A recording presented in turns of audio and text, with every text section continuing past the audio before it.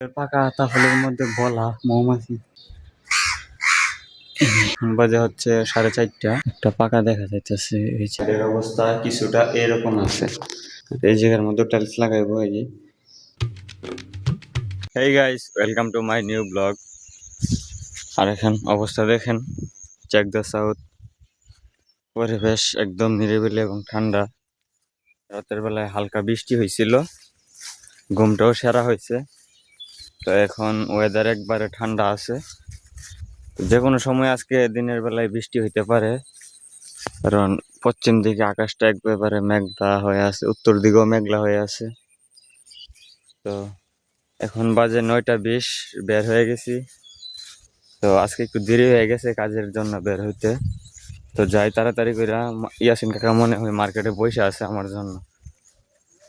ওনার ফোনে হয়তো বা ব্যালেন্স নাই, না হইলে এতক্ষণে আমারে কল দিয়ে দিত। তো তাড়াতাড়ি করে যাই।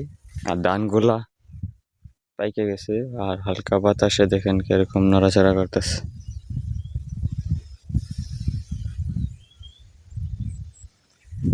তো তাড়াতাড়ি করে যাই মার্কেটে, গিয়ে একটা চা খায়া রওনা দিয়ে দিব। ধান ক্ষেত গুলা আর সম্ভবত বেশি দিন নাই, 7 দিন কিংবা 10 দিনের মধ্যেই একেবারে পাইকা কমপ্লিট হয়ে যাব, কাটার জন্য প্রস্তুত হয়ে যাব।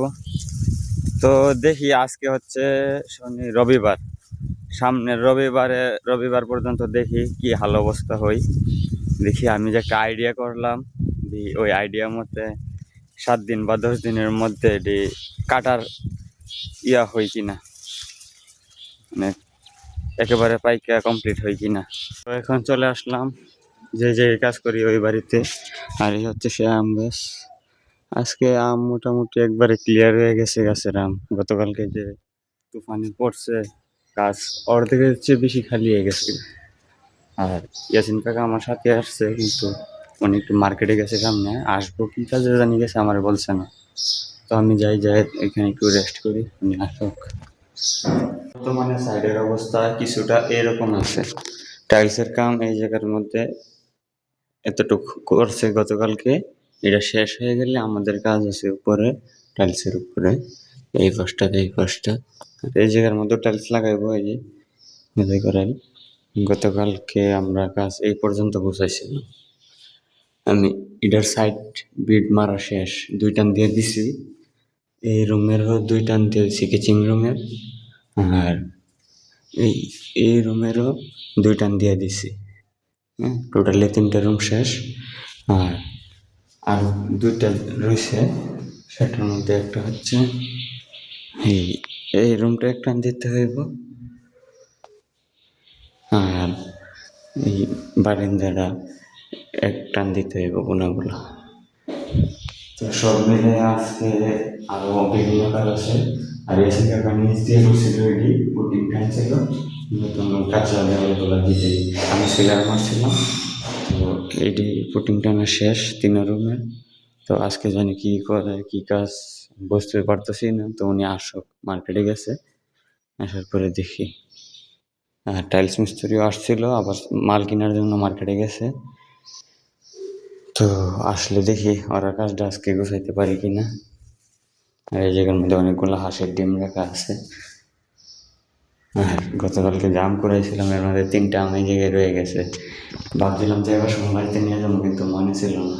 তো এখন আমার কাজ হচ্ছে স্কার্ফ দেওয়া, এই যে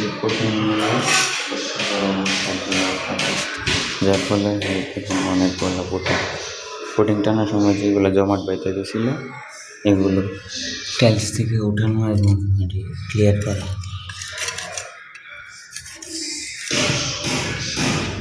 তো আজকে এটি করতে হইব, আর ওখানে কী কী কাজ করা লাগে তো দেখি।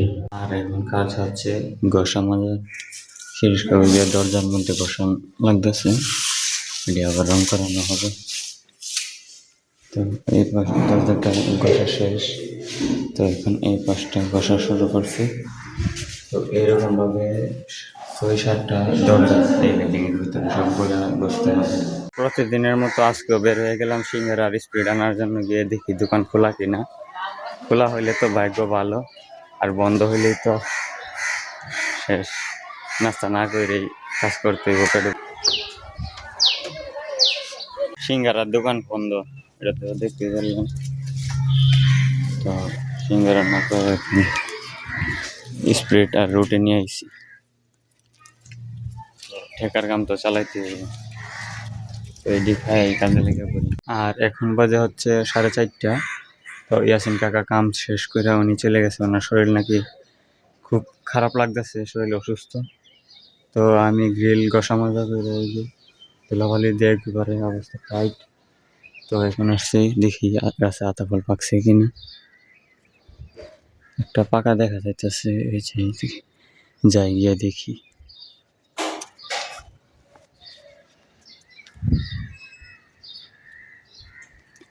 তো এই জায়গার মধ্যে একটা আরো আছে এদিকে।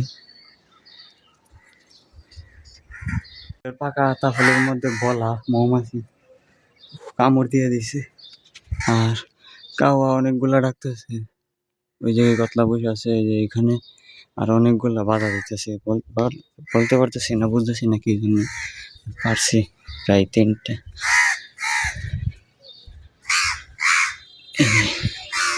পেরে নিয়েছে। তো এই 3টাই যথেষ্ট, এটি কাঁচা রাখলে পাইতে যাইব। গাইস, কাজ শেষ দিয়ে এখন বাড়ির সামনে চলে আসছি। আর আমার হাতে কি দেখেন, এগুলা 3টা আতা ফল, একটা আম। আসার সময় বাড়ি থেকে শুধু বের হয়েছি, যে জায়গায় কাজ করি ওইখান থেকে শুধু বের হইতেছি। ওই যে গতকাল তুফানের সময় যে গাছটা থেকে আম পড়ছিল, আম কুড়াইছিলাম, ঠাস করে ওই গাছ থেকে আমার সামনে আমটা পড়ছে। হ্যাঁ, একেবারে এই কোনো কষ নাই, একবারে মানে আম নামনি পেরে গেছে। তো নিয়ে নিলাম, ভাবছি আমার রিজিকে আছে যখন, এই জন্যই বুঝি পড়ছে গাছ থেকে। তো 3টা আতা ফল একটা আম নিয়ে আইসা পড়ছি বাড়ির সামনে। তো এখনই যাই এই মেশিন কল থেকে গোসলটা দিয়ে দিব, কাপড়টা চেঞ্জ করে। তো আর বেশি বড় করব না আজকের ব্লগটা। তো আজকের ব্লগটা এই পর্যন্তই। ভালো লাগলে লাইক কমেন্ট শেয়ার চ্যানেলটা সাবস্ক্রাইব করে দিবেন। Thanks for watching.